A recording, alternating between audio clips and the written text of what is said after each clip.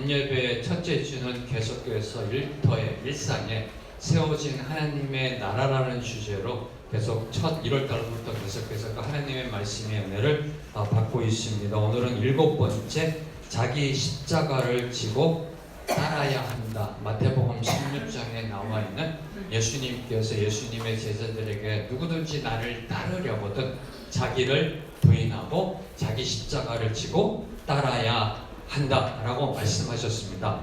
다시 여러분에게 선포한다. 누구든지 예수님을 따르려거든. 여러분이 예수님을 따르시는 분이고 예수님을 믿고 그분의 삶을 쫓아 하늘나라를 땅에 세워가는 사람이라면 자기를 부인하고 자기 십자가를 지고 따라야 한다. 누구든지 예외가 없다라고 말씀하십니다. 자, 그러면 자기를 부인한다는 게 뭘까요? 자기 십자가를 지고 예수님을 따라간다는 게 뭘까요? 제가 성도 때 가장 깊게 고민했던 거고요. 풀리지 않은 숙제와 같은 거였었습니다. 자기를 부인한다, 자기 십자가를 지고 따라가야 한다는 것은 과연 무슨 의미일까? 자기를 부인한다, 자기 십자가를 지고 예수님을 따라가야 한다. 과연 어떤 의미로 예수님은 말씀하신 걸까요? 그래서 이 말씀을 저희들이 이해하기 위해서는 문맥을 봐야 한다는 겁니다. 저도 성도 때 이 단어만 갖고서 씨름을 했었습니다. 자기를 부인한다, 자기 십자가를 지고 가야 된다. 그럼 예수님의 십자가 따로 있고 내 십자가 따로 있고 저 사람 십자가 따로 있고 십자가가 온갖 수천 가지가 되는가라는 고민부터 시작해서 그런데 예수님이 마태복음 16장 24절에 보면 이렇게 시작하십니다. 그때에 예수께서 제자들에게 말씀하셨습니다. 그때에 말씀하셨습니다. 누구든지 나를 따르려거든. 저희들이 예수님의 이 명령을 이해하기 위해서는 그때에라는 바로 이 문맥적 흐름을 이해를 하셔야 한다라는 겁니다. 다시 말하면 선의 문맥에서 과연 어떤 일이 일어났길래 예수님이 이 말씀을 하셨는가를 저희들이 이해해야 과연 예수님께서 뭐를 저희들에게 요구하고 계시는지를 제대로 이해할 수 있다는 것입니다. 이 앞 문맥을 보면은 예수님이 제자들에게 이렇게 묻습니다. 사람들은 나를 누구라고 하느냐? 사람들은 과연 내가 누구인지 어떻게 이해하고 있느냐라고 질문하십니다. 그래서 제자들이 사람들의 생각, 세상 사람들의 생각을 이야기합니다. 그러면서 예수님이 이렇게 질문하십니다. 그러면 너희들은, 나를 따르고 있는 너희들은, 모든 걸 포기하고 나와 함께 지금 하나님의 나라를 세워가는 너희들은 나를 누구라고 생각하느냐? 너희들은 인자를 누구라 하느냐라고 질문을 던지시고 계십니다. 바로 이 질문. 바로 이 질문에 저희가 먼저 답을 하지 못하고서는 자기를 부인하고 자기 십자가를 지고 예수님을 따라간다라는 것을 제대로 이해할 수 없다라는 겁니다. 사랑하는 경제성이 일하세 그리고 성도 여러분, 여러분에게 예수님은 과연 누구이신지요? 여러분이 주일마다 와서 예배드리고 아침마다 큐티하고 삶 속에서 믿음을 고백하는 그분, 예수님은 과연 여러분에게 어떤 분이신지요? 누구이신지요?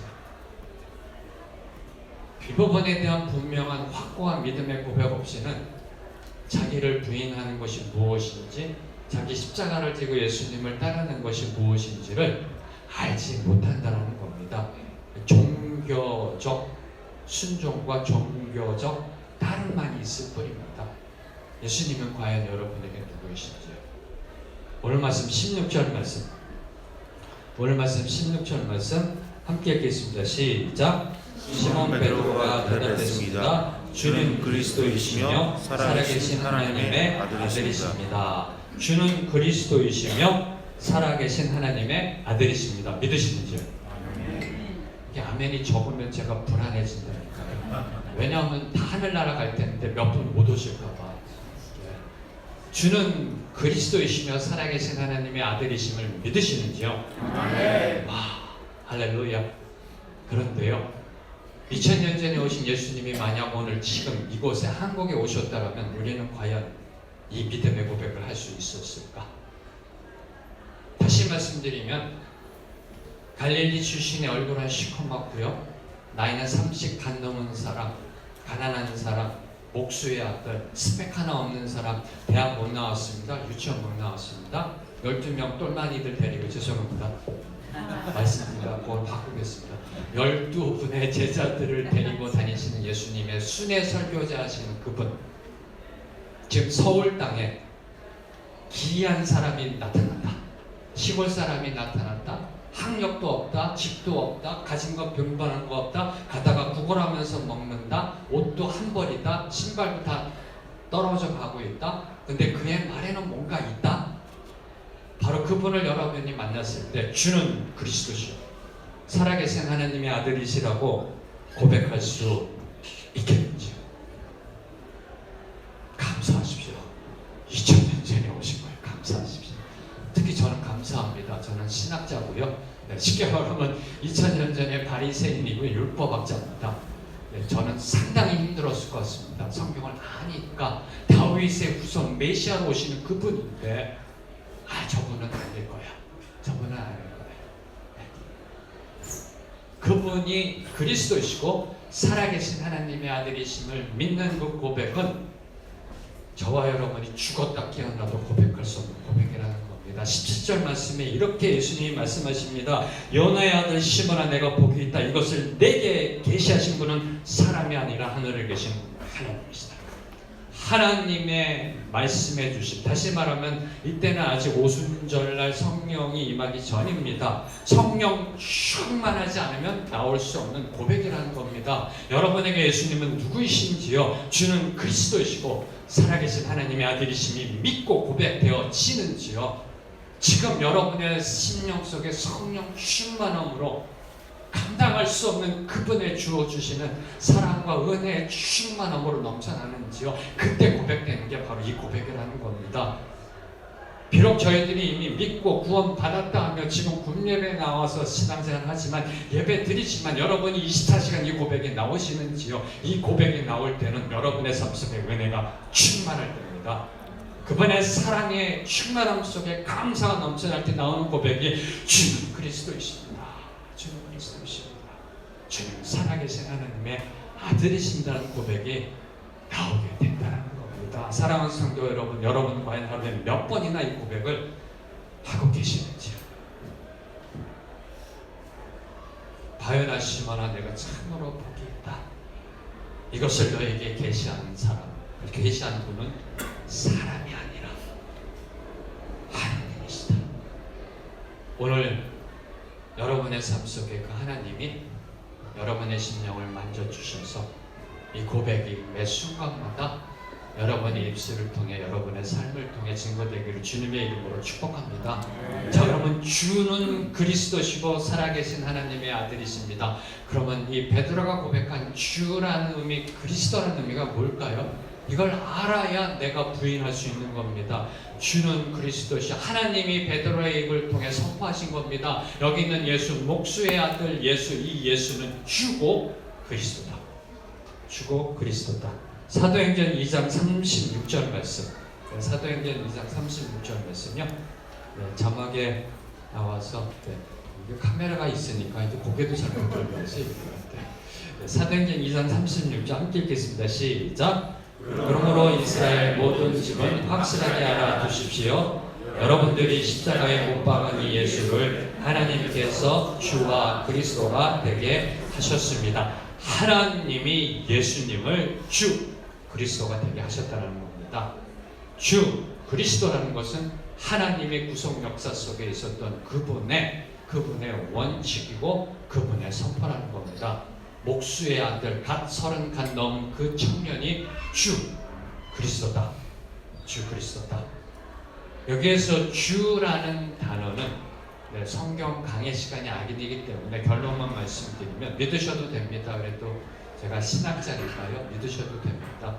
주라는 단어는 Sir, 주인님이라는 호칭의 그 의미를 뛰어넘는 여호와라는 의미입니다. 하나님의 그 이름 여호와를 예수님에게 주셨다는 의미입니다. 예수님이 바로 여호와 하나님이십니다. 주. 그래서 여러분이 구약 성경을 보면은 여호와라는 단어를 보면은 로드라는 단어로 번역되어 있습니다. 영어로. 네. 그것도 큰 대문자, 중간 대문자. 바로 그 로드, 그 주가 되게 하셨다. 바로 그 주. 왜요? 그 당시에는 세상의 주가 로마 황제였었습니다. 로마 황제를 주라 칭송하며 황제 앞에 무릎 꿇던 그 시대 속에 하나님이 선포하신 겁니다. 이제 진짜 주가 태어난다. 진짜 주가 이 땅을 다스릴 것이다 라는 선포가 바로 예수님이 주라는 선포입니다. 로마 제국이 본질이 아니라 이제 예수가 다스리는 나라, 그 나라가 이제 임했음을 선포하는, 즉 복음의 선포가 이 주라는 단어 속에 들어있는 겁니다. 주. 예수님은 바로 주라는 그 고백 속에 하나님의 나라가 임하는, 하나님의 통치가 임하는, 로마 제국이 아니라 하나님의 나라가 이 예수를 통해서 이 땅에 임한 것을 선포하는 것이 바로 이 주라는 단어이고요. 그리스도라는 것은 여러분이 잘 아시는 메시아라는 단어와 동일합니다. 기름 부음 받은 자라는 뜻입니다. 네, 그리스도라는 것은 헬라어에서 왔고요. 그리스도나 메시아나 같은 의미입니다. 예를 들어서 저한테 황제명, 목사님, 패스터 이러면 안 돼요. 영어로 한국어로 목사님이라고 두 번 반복한 거랑 똑같습니다. 예수님이 그리스도 메시아 하면 똑같은 호칭을 두 번 반복하는 겁니다. 같은 뜻입니다. 하나님이 기름 부어 세운 자다. 무슨 뜻이냐? 하나님이 하나님의 구속 역사를 세워감 속에 특별히 기름 부어, 성경에서 이 기름은 성령을 의미합니다. 성령을 부어 특별히 세운 사람이라는 겁니다. 누가요? 예수님이. 누가복음 4장 18절 말씀. 누가복음 4장 18절 말씀 함께 읽겠습니다. 시작. 주의 영이 내게 내리셨다. 이는 하나님께서 내게 기름을 부으셔서 가난한 사람들에게 복음을 전파하도록 하기 위해서다. 하나님께서는 포로된 사람들에게 자유를, 못 보는 사람들에게 다시 볼 수 있음을, 억눌린 사람들에게 해방을 선포하기 위해 나를 보내셨다. 예수님이 선포하십니다. 하나님의 영이 내게 임했다. 그것은 곧 기름 부음을 허락하신 거다. 즉 메시아이시다. 누가요? 예수가. 네. 그 메시아로 오신 예수님, 하나님이 기름 부어 보내신 예수님은 이 땅에 오셔서 하나님께서 세우시고자 하는 그 나라, 하나님의 나라를 선포하시고 복음을 선포하시며 전파하신 바로 그 그리스도라는 고백입니다. 바로 이 고백, 사람이 아닌 하나님이 계시해서 알게 된 그 믿음의 고백, 예수님 당신은 주 그리스도이십니다. 이 고백 앞에 예수님께서 드디어 다음과 같이 말씀하십니다. 18절과 19절 말씀, 18절과 19절 말씀 함께 읽겠습니다. 시작.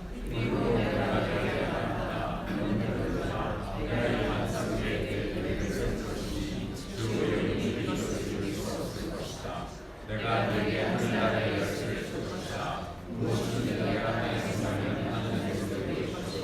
내가 하나님께서 하는 사랑하는 성도 여러분, 믿음의 고백은 입술의 고백 차원에서 머무르면 안 됩니다. 주여 믿습니다. 입술로만 주여 주여 하는 것이 참된 믿음이 아님을 예수님은 말씀하셨습니다. 믿음이라는 것은 명사가 아니라 동사입니다. 행동하는 거고요, 순종하는 것입니다. 그래서 믿음은 개념이 아닌 행동입니다. 베드로의 믿음의 고백을 향하여 예수님이 드디어 행동할 것을 선포하십니다. 예수님의 교회가 세워져야 한다. 그 믿음의 놀라운 믿음, 성령의 계시함 속에 고백된 그 믿음은 믿음에 머물러 있으면 안 되고, 그 믿음은 하나님의 교회를 세우는 순종과 행동으로 나아가야 함을 강조하십니다. 내가 너에게 말한다. 내가 이 반석 위에 내 교회를 세울 것이다. 예수님을 향한 믿음의 고백은 예수님의 부르심에 대한 순종으로 이어져야 합니다. 마음의 믿음에서 삶의 믿음으로 나아가야 함을 보여주는 것입니다. 다시 말씀드리면 저와 여러분이 예수 그리스도를 믿음으로 고백하는 그 신앙의 본질적인 핵심은 저희들의 일터와 일상 속에 하나님의 나라를 세워가야 한다는 겁니다. 사랑하는 성도 여러분, 예수 그리스도를 믿으시는지요? 네, 이렇게 아멘이 자꾸만 적으면 제가 힘들어진다 그랬죠. 네. 그럼 막 이렇게 막 축복하고 싶어요. 아멘 한 분만 천국 갈지어다 막 이렇게 하고 싶어요. 네, 그렇게 안 한다도록 네. 예수 그리스도를 믿으시는지요? 그러면 여러분의 일터와 일상 속에 하나님의 나라를 세워야 한다는 겁니다. 네. 바로 이것이 오늘 예수님께서 저와 여러분에게 주시는 명령이 되는 겁니다. 자, 그럼 우리가 세워가야 할 예수님의 교회의 모습은 어떤 모습일까요? 일터와 일상 속에 세워가야 할 예수님의 교회는 먼저 첫 번째로 18절 중반절에 보면 예수님이 이렇게 선포하십니다. 내가 이 반석 위에 내 교회를 세울 것이다. 예수님의 교회는 이 반석 위에 세워져야 한다. 반석은 베드로의 신앙 고백을 이야기합니다. 헬라어 문법적으로요. 그 부분을 제가 다 설명할 수 없습니다. 믿어주세요. 학자들이 다 문법적으로 확인하고 문맥적으로 확인한 결과 반석은 바로 베드로의 신앙 고백을 가리키고 있는 겁니다. 무슨 뜻일까요? 올바르고 확고한 성경적 믿음 위에 교회는 세워져 가야 한다는 원칙입니다. 교회는 예수 그리스도를 향한 하나님을 향한 이 하나님의 말씀을 향한 확고한 믿음, 목에 칼이 들어와도 분명하게 답할 수 있는 믿음, 그 믿음 위에 교회는 세워져야 한다는 겁니다. 그래서 예수님께서 복음서에 보면은 모래 위에 지은 집과 반석 위에 지은 집을 또 비교하면서 설명해 주십니다. 바로 이 확고한 믿음 위에 교회가 세워져야 한다. 여러분의 삶 속에, 일터 속에, 일상 속에 세워질 하나님의 교회는 여러분의 확고한 믿음 위에 선포되고 증거되어져야 한다는 겁니다. 그렇지 않으면 여러분의 일터와 일상 속의 모습이 개독교라는 소리를 듣는 그런 모습으로 간다는 겁니다. 네. 확고한 믿음 위에 교회는 세워져. 누가 이 교회를 세우는가? 예수님이 이렇게 선포하십니다. 내가 세운다. 예수님이 선포하십니다. 내가 교회를 세운다라는, 내가 교회를 세운다. 여러분이 일터와 일상 속에 세워가는 그 하나님의 교회는 여러분이 세우는 게 아니라 그 주권이 하나님께 있다는 겁니다. 하나님께. 그래서 늘 항상 그분의 주권을 인지하고 그분 앞에 기도함으로 여러분의 삶 속에서 행동 하나하나 기도하며 해 나가야 한다는 겁니다. 조금 심하게 말씀드리면 여러분의 일터 속에 컴퓨터 타이프 자판을 두드릴 때도 기도하면서 두드려야 된다는 소리입니다. 왜요? 주권이 하나님께 있습니다. 여러분이 하나님의 나라를 세워가는 그 모습이 되어야 되는 거예요. 24시간이. 누가 교회를 세워가는가 잊지 마셔야 합니다. 예수 그리스도라는 겁니다. 다시 말하면 교회의 주권은 예수님께 있다는 겁니다. 교회의 주권은 목사님께 있는 게 아니고 장로님께 있는 게 아니라는 겁니다. 좀 더 발전시키면 경제 정의와 일하세 사역의 그 중심의 핵심은 목사님이나 장로님께 있다는 게 아니라는 겁니다. 예수 그리스도께 있다는 겁니다. 그래서 저는 여러분에게 간곡히 권면하는 거는요, 어떤 목사님이 오시더라도 어떤 장로님이 오시더라도 여러분의 사역에 흔들려서는 안 됩니다. 왜요? 그 주권이 누구에게 있기 때문에? 예수님께 있기 때문에. 네, 예수님께 있기 때문에. 네. 그래서 이 경제정의와 일하세를 담당하는 목사님, 장로님들, 대표사님들이 바뀌고 순환되고 그러다 할지라도 여러분은 하나님의 나라를 계속 세워가야 된다. 왜요? 그 주권은 누구에게 있다? 예수님께 있기 때문에. 이 부분을 여러분이 놓치시면은 안 됩니다. 자, 두 번째 우리가 세워가야 할 예수님의 교회는 18절 하반절에 보면은 지옥의 문들이 이길 수 없는 교회라고 합니다. 지옥의 문들이 이길 수 없는, 지옥의 문이라는 것은 운부 또는 죽음을 의미합니다. 지옥의 문이라는 것은 운부 또는 죽음을 의미합니다. 그래서 예수 그리스도의 주권하에 세워진 교회는 사단의 세력과 죽음의 권세를 이긴 교회, 사단의 권세와 죽음의 세력이 감히 넘보지 못하는 교회가 되어져야 한다. 한마디로 말씀드리면 사단과 죽음을 이긴 생명의 능력이 증거되는 교회가 된다는 겁니다. 여러분의 모습을 통해 여러분의 일터와 일상 속에 죽어가는 동료들이 살아나게 되는, 여러분의 모습을 통해 격려받고 위로받고 다시 일어나게 되는 그러한 교회가 바로 여러분의 삶이 되어야 된다는 말씀입니다. 지역의 문들이 감히 넘보지 못하는 교회, 바로 그런 교회가 저와 여러분의 삶이 되기를 주님의 이름으로 축복합니다. 여러분의 삶 속에 그리스도의 십자가의 생명이 충만할지어다.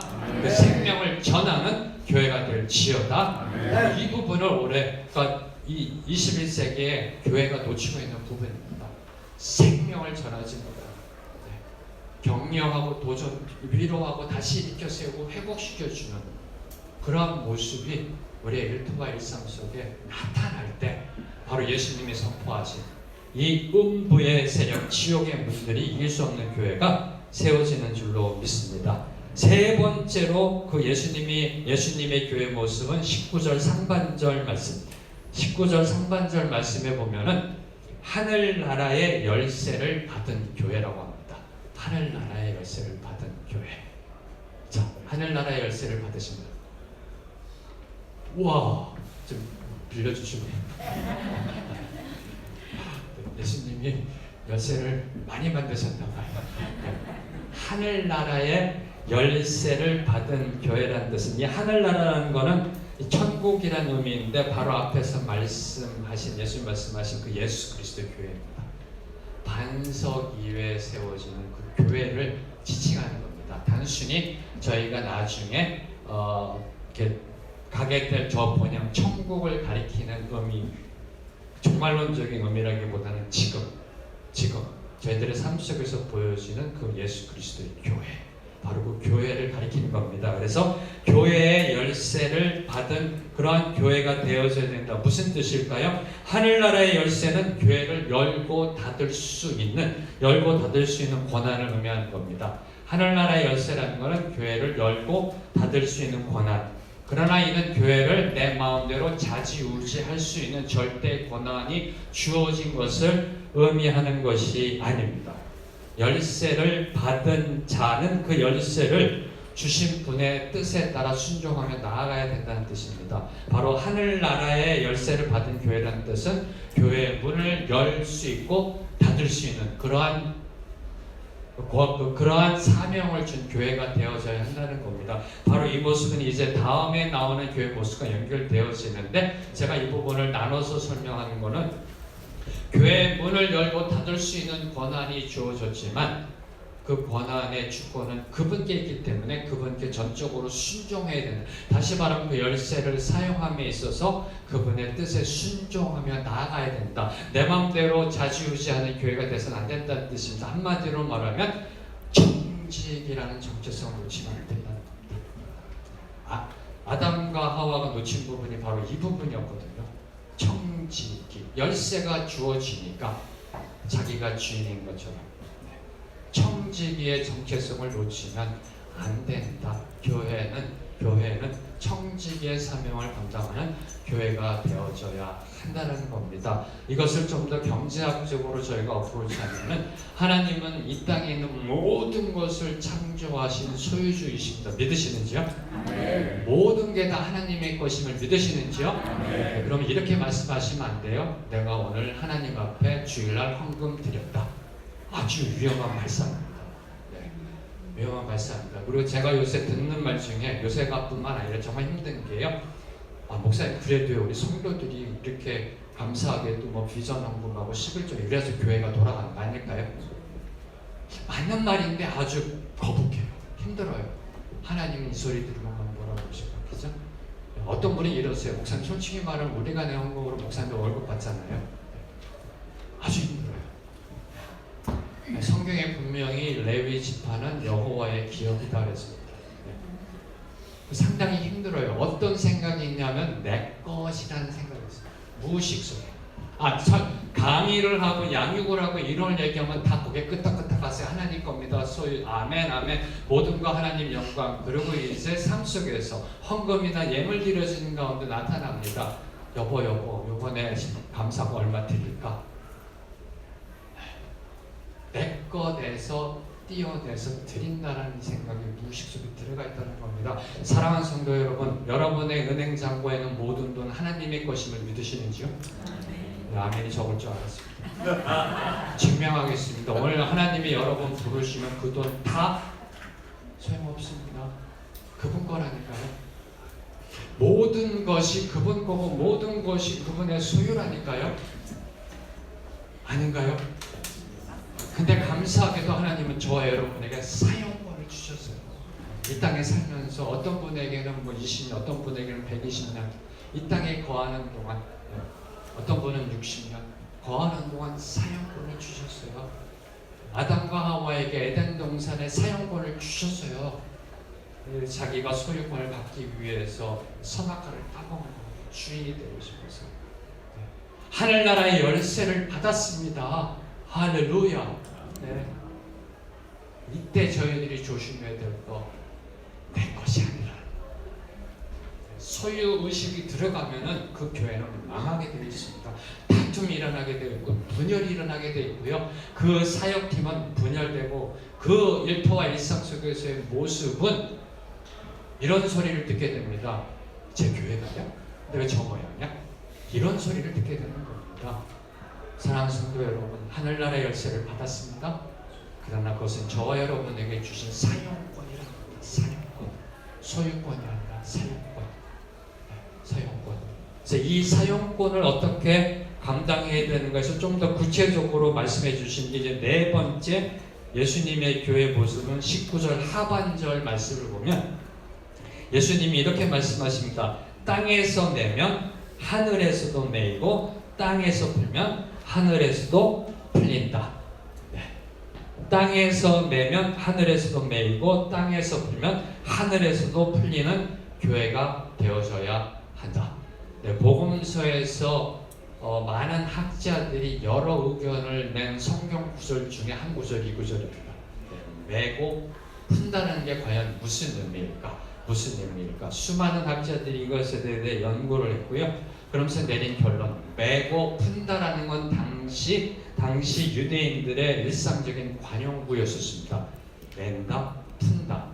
어떤 격언이나 어떤 어드바이스나 어떤 권면할 때 쓰던 관용구로서요. 무슨 뜻이냐면 금지나 허락을 나타낼 때 푼다, 허락, 금지, 맨다 할 때 사용됐던 그 유대교적 관용구라고 합니다. 그러면서 매고 푸는 권한이 주어진 것을 학자들의 그러니까 이 옛날 학자들은 바로 이것이 베드로에게 주어진 절대 권한이다. 교황의 권한이다라고 해석하신 주로 캐톨릭 학자들이 이렇게 해석을 했고요. 대부분의 복음주의적 학자들은 초대교회 사도들에게 주어진 권한이라는 겁니다. 초대교회 사도들에게 또는 초대교회 교부들, 교부들에게 주어진 하나님이 메고 푸는 권한이다 라고 학자들은 결론을 맺었습니다. 그 주어진 권한을 성경을 보면서 크게 세 가지로 요약을 합니다. 첫째는 심판의 권한, 두 번째는 사죄의 권한, 세 번째는 가르침의 권한. 그러니까 심판의 권한, 옳고 그름을 판단해 줄 수 있는 심판의 권한. 그래서 교황은 절대 권한을 갖잖아요.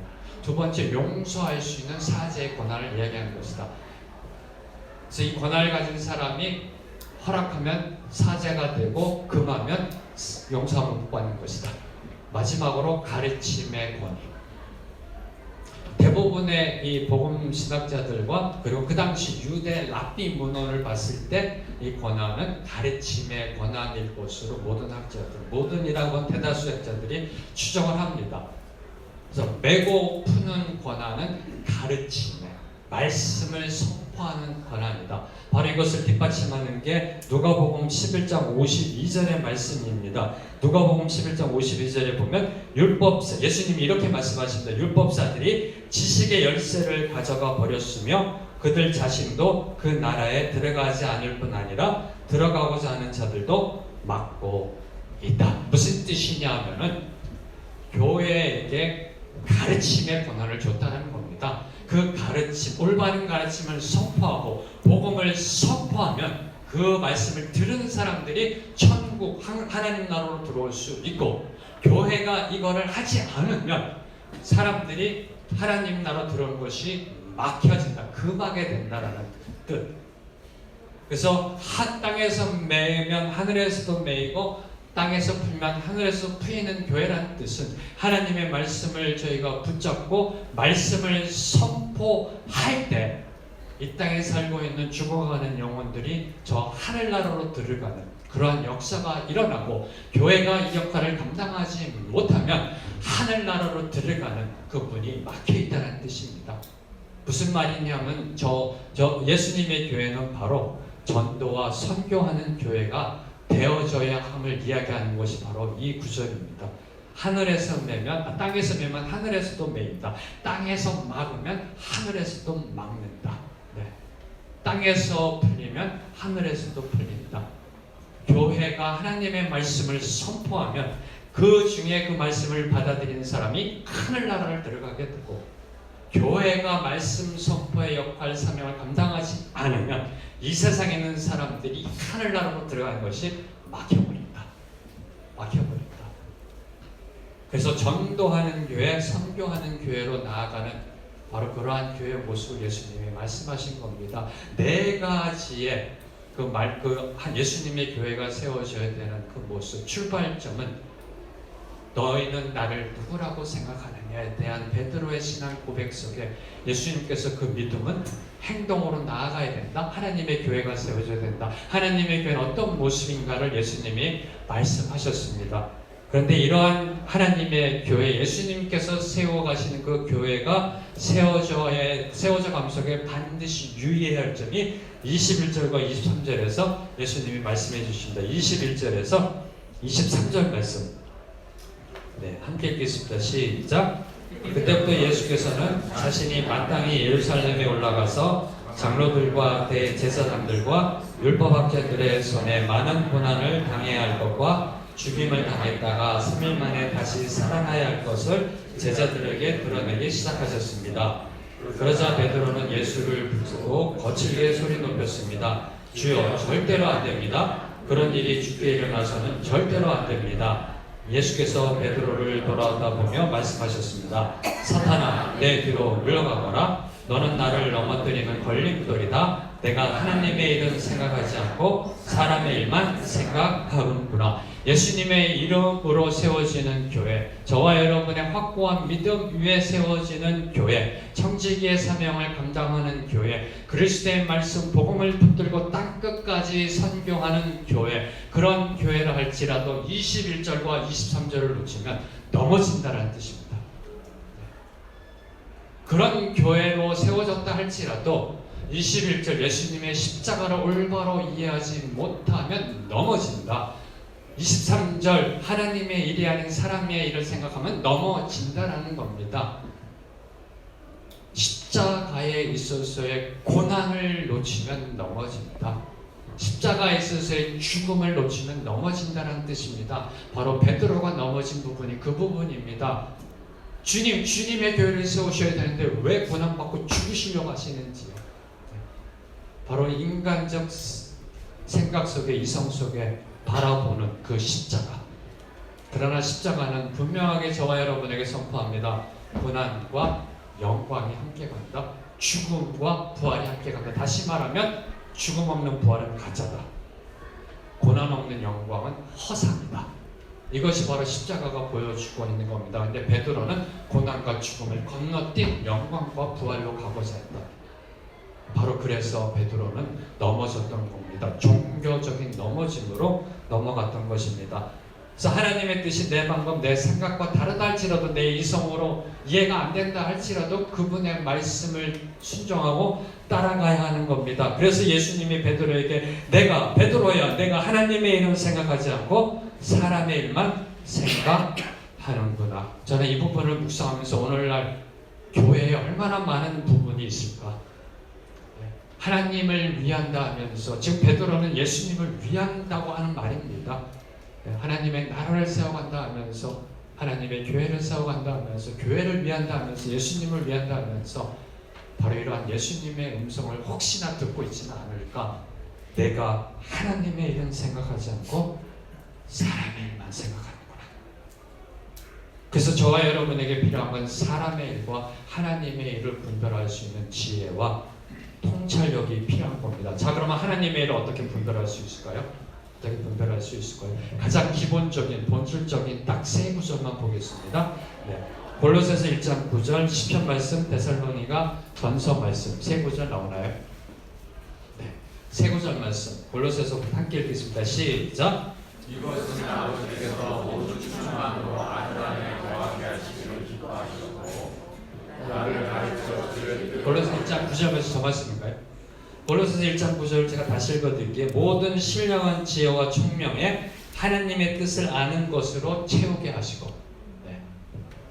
모든 신령한 지혜와 총명으로 하나님의 뜻을 아는 것으로, 하나님의 뜻을 understanding 하는 것으로 우리 안에 채우게 해달라고 기도합니다. 자, 그 다음에 시편 말씀 함께 읽겠습니다. 시작. 나를 가르쳐 주를 깨달아게 하소서. 주는 내 하나님이시니라. 주의 영은 선하시니라. 나를 평안한 땅으로 인도하소서. 시편 기자는 이렇게 기도합니다. 주여, 주의 뜻을 아는 것에 멈추지 말고 행하게 하소서. 행하게 하소서. 자, 이제 마지막 데살로니가전서 4장 3절입니다. 하나님의 뜻인 것이 여러분이 거룩하게 되는 것이니라. 곧 은혜를 멀리하고. 어떻게 하면 우리의 삶 속에서 하나님의 일을 구분할 수 있을까? 성경에 있어서의 그 원칙들이 있습니다만 가장 기본적이고 본질적인 거, 하나님의 말씀을 읽어야 한다는 겁니다. 모든 지혜와 총명이라는 것은 말씀으로 주어진 하나님의 말씀을 읽고 그분의 뜻을 understanding 하는, 그것이 우리의 말씀 충만함으로 우리의 삶 속에 있어야 된다는 겁니다. 말씀부터 출발해야 한다는 겁니다. 하나님의 말씀을 이해하고 그분의 뜻이 우리 안에 깨달아져야 한다는 겁니다. 하나님의 뜻이 이거구나.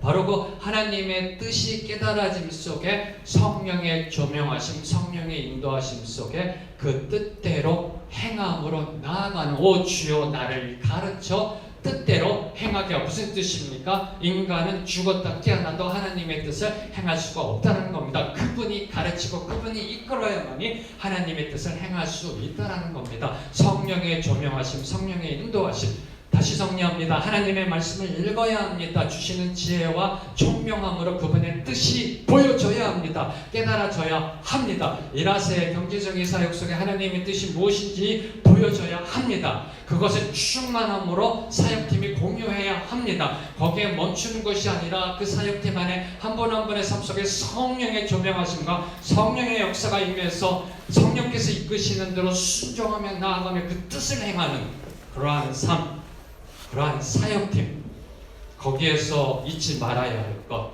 거룩이라는 겁니다. 거룩. 네. 하나님의 뜻을 이해하고 하나님의 뜻을 행하는 데 있어서의 가장 중요한 포인트, 나의 뜻은 이것이니 너희의 거룩함이라. 거룩이라는 겁니다. 네. 여러분의 삶이 거룩해야 되고요, 여러분의 사역이 거룩해야 되고요, 여러분의 모임이 거룩해야 된다는 겁니다. 감사하게도 우리 큐티가 다시 레위기로 돌아왔습니다. 계속해서 삶 속에서의 거룩의 적용에 나아가고 있는데요. 바로 너무나 감사하게도 이렇게 잘 맞는 것 같아요. 바로 이럴 때 사람의 일이 아닌 하나님의 일이 분별되어진다는 겁니다. 자, 예수님이 누구이신가에 대한 분명한 신앙 고백과 그 믿음 위에 예수님의 교회를 세워감 속에 하나님의 일을 분별하는 것이 중요함을 말하셨을 그때 이제 예수님께서 말씀하신 겁니다. 그때에 누구든지 나를 따르려거든 자기를 부인하고 자기 십자가를 지고 나를 따라야 한다. 예수님을 따르기 위해서는 나를 부인해야 된다. 그리고 자기 십자가를 지어야 한다라고 예수님이 말씀하십니다. 내가 누구인지 먼저 알아야 나를 부인할 수 있게 되는 겁니다. 나를 부인한다는 건, 자기를 부인한다는 것은요, 내가 누구인지 먼저 알아야 나를 부인할 수 있죠. 내가 누구인지도 모르는데 내가 나를 어떻게 부인할 수 있겠습니까? 사랑하는 성도 여러분, 여러분은 누구이신지. 오늘 말씀의 출발점은 예수님은 누구이신가로부터 출발했습니다. 이제 여러분은 누구이신지. 이 질문이 떨어지면 신분적, 혈통적 대답이 나옵니다. 나는 이름이 누구고 누구의 아들이고 딸이고 누구의 남편이고 아내고 누구의 엄마고 아빠고 회사에서는 뭐고 신분적 정체성이 들어갑니다. 네. 이제 양파 껍질 벗기듯이 벗겨가겠습니다. 자, 그 다음에 여러분 누구세요? 네. 회사 사장이세요? 자, 그 다음은 여러분 누구세요? 누구세요? 본질적 여러분의 모습이 드러나는 것. 바로 그것은 십자가 앞에 설 때 내가 누구인지를 바로 알게 되는 겁니다. 그래서 하나님은 2000년 전에 골고다 언덕 위에 십자가 3개를 세우셨던 겁니다. 네. 저와 여러분이 누구인지를 깨닫게 하기 위해서. 잘 묵상해 보십시오. 예수님의 십자가 하나만 있어도 됩니다. 골고다 언덕 갈보리 동산에 온 세상이 볼 수 있는 십자가 하나 정중앙에 하나님이 딱 세워놓고 거기 예수님 십자가 딱 못 박혀 돌아가게 하셨어도 충분합니다. 왜 3개의 십자가를 세우셨어요? 왜 3개의 십자가를 세우셨을까요? 예수님 옆에 2 강도가 달린 십자가는 저와 여러분이 달렸어야 할 십자가를 이야기하는 겁니다. 왜 하나님은 2000년 전에 십자가 3개를 세웠을까? 예수님 양 옆에 있던 2 강도가 달린 그 십자가, 본질상 진노의 자식인 저와 여러분이 그 십자가에 달렸어야 했음을 보여주는 겁니다. 2 강도의 십자가는 저와 여러분이 달렸어야 할 십자가. 그러나 감사하게도 또 다른 십자가, 중앙에 있는 십자가가 저와 여러분이 감당해야 될 죄악의 모든 하나님의 진노를 다 감당해 주신 그 대속의 십자가, 바로 예수님의 십자가가 중앙에 서 있었던 것입니다. 예수님의 십자가는 바로 저와 여러분을 위한 십자가입니다. 2 강도가 달렸던 십자가는 저와 여러분이 달렸어야 할 십자가고요. 예수님의 십자가는 바로 저와 여러분을 위한 십자가입니다. 나의 죄로 말미암아 받아야 할 하나님의 심판을 다 받아내신 그 십자가,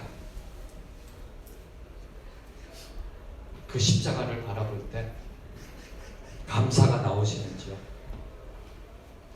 예수님의 십자가 앞에 바로 설 때 내가 누구인지를 깨닫게 됩니다. 오라 나는 공고한 사람이로다. 하나님 나는 죄인입니다. 고백이 나오게 되어 있습니다. 그러면서 나오는 고백, 하나님 감사합니다. 죽을 수밖에 없는 이 죄인, 예수님의 십자가로 영원한 생명의 축복을 주시네 감사합니다. 자기 부인의 출발점은 바로 여기입니다. 예수님이 누구이신지를 바로 알아야 되고요. 그리고 그 십자가 앞에 섰을 때 내가 누구인지를 알아야 나를 부인할 수 있는 겁니다. 나는 죄인이고요. 그분의 은혜 아니면 설 수 없는 사람, 그분의 은혜로 인하여 구원받은 사람. 여기에서 자기를 부인함으로 나아가야 됨을 예수님이 말씀하시는 겁니다. 십자가 은혜에 대해 감사함으로 그 앞에 서며 자기를 부인한다는 것은 문맥상으로 볼 때 23절에 예수님이 언급하신 사람의 일을 생각하지 않는 것이 자기 부인입니다. 그래서 문맥상 23절에 예수님이 사람의 일을 생각하고 있다라고 베드로에게 이야기하고 있습니다. 바로 이것이 그 다음에 24절에 얘기하는 자기 부인입니다. 사람의 일이라는 것을 간단하게 말씀드리면 죄에 대해서 죽어야 되고요, 세상에 대해서 죽어야 되고, 옛사람에 대해서 죽어야 되고요. 바로 이것이 사람의 일을 생각하지 않는 것. 사람의 일에서 이제 육신의 일로 넘어가면 온갖 범죄함으로 나아갑니다. 온갖 범죄함으로 나아갑니다. 그것이 갈라디아에서 사도 바울이 증명하고 있고요. 저와 여러분이 십자가 은혜 앞에 설 때, 십자가 앞에 설 때 내가 누구인지 깨닫게 되고요, 나를 부인하게 됩니다. 그 나를 부인한다는 것은 사람의 일을 내려놓는다는 뜻입니다. 사람의 육신의 일을 내려놓는다는 뜻입니다. 죄에 대해서 죽고, 세상에 대해서 죽고, 옛사람에 대해서 죽고, 그리고 십자가 앞에 설 때 그 은혜의 감사함으로 자기 십자가를 지고 따르라 하는 것은 바로 하나님의 일을 생각한다는 겁니다. 하나님의 일을 나의 삶 속에서 이루어 간다는 겁니다. 바로 그 십자가 은혜 앞에 서서 감사함으로 사람의 일을 내려놓고 하나님의 일을 선포했던 한 분의 간증의 동영상을 저희가 보고요. 오늘의 말씀을 맺도록 하겠습니다. 한 6분 정도 됩니다. 그래서 이분의 간증의 동영상을 보고 오늘의 말씀을 마무리하도록 하겠습니다.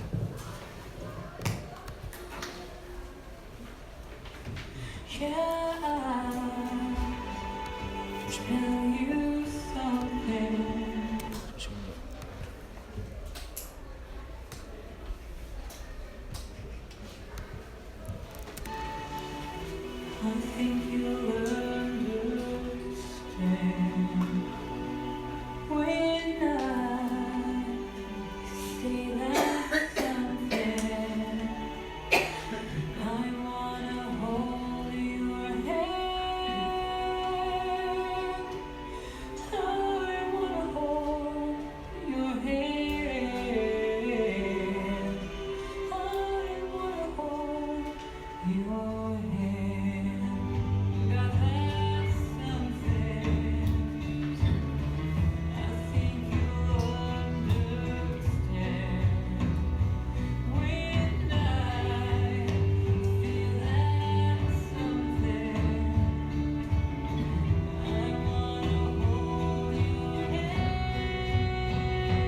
hold your hand. I wanna hold your hand.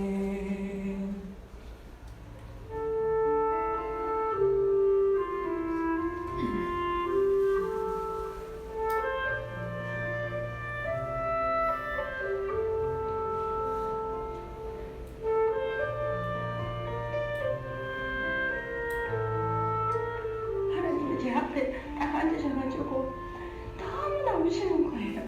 저는 그 모습을 보고 하나님, 저 다시는 하나님 얼굴 때문에 하나님 눈에 눈물 흘려드리지 않겠습니다. 제 모습으로 하나님이 기뻐서 흘리시는 눈물을 흘려드리게 해드리겠습니다. 하나님 죄송합니다. 저는 좌절로는 이 세상을 살아갈 수가 없었어요. 어떻게 해서든 감사를 찾아야만이 살아갈 수가 있었어요.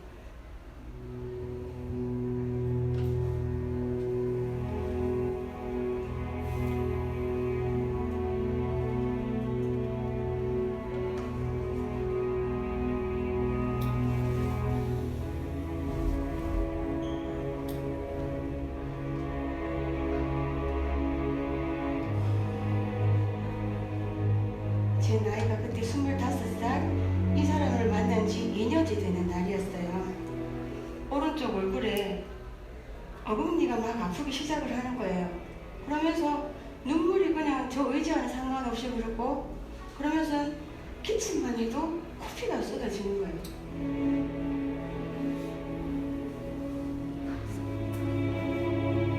그 얘기를 딱 듣는데 암이 무서운 게 아니었어요. 남자친구의 얼굴이 제 앞을 스쳐 지나가는 거예요. 저희 얼굴에 모반이 있는 걸 알고도 만남을 가져왔고, 제가 보육원에서 자란 걸 알면도 저의 그런 모든 것들을 사랑해준 그 사람에게, 이 사람에게 헤어지자라는 말을 할 수밖에 없었어요. 병원 12층에서 창밖을 한번 쳐다보았습니다. 하늘에 무수히 떠있는 별들을 내일 다시 볼 수 있으니 감사하고, 제가 이별을 말해야 하지만 2년이라는 시간, 사랑이라는 걸 받아봤기 때문에 감사했습니다. 당신이 2년이라는 시간 저에게 보여준 사랑으로 저는 감사하며 살겠습니다. 진통제가 없으면 잠을 정말 못 자겠어요. 그런 제가 며칠이 지난 뒤에 너무 얼굴이 아파서 눈을 시름을 뜨고 봤는데 침대맡에 무엇이 까만 그림자가 하나 보이는 거예요. 제가 헤어지자라고 말했던 그 남자친구가 서 있는 거예요. 25살에 얼굴에 반을 잃고 살아갈 때 너무나 힘겨웠지만 그래도 끝까지 저를 지켜준 이 남자친구가 지금의 제 남편이고 두 아이의 아빠가 되어 있습니다.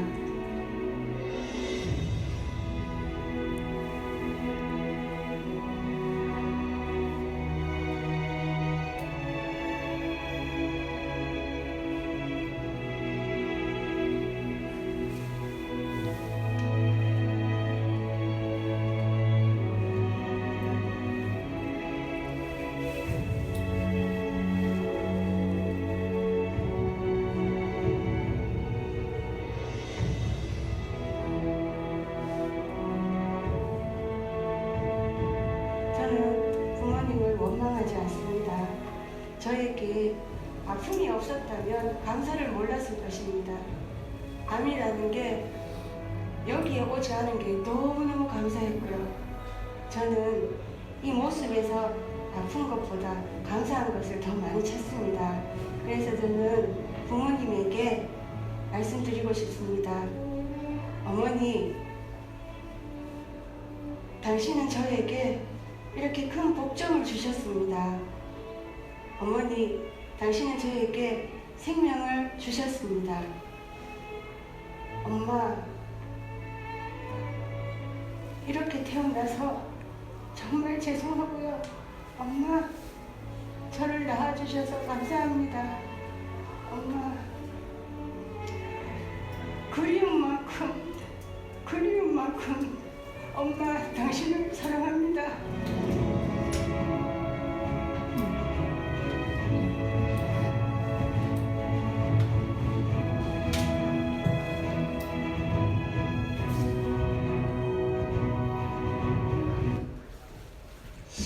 사랑하는 성도 여러분, 예수 그리스도를 믿는 그 십자가의 은혜로 사람의 일, 절망과 저주와 불평을 내려놓고 하나님의 일, 감사를 찾은 우리 김희아 자매의 간증입니다.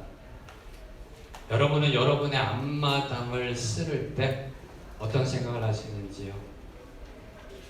내 앞마당을 쓸고 있다고 생각하시는지 아니면 지구의 한 모퉁이를 쓸고 있다고 생각하시는지요?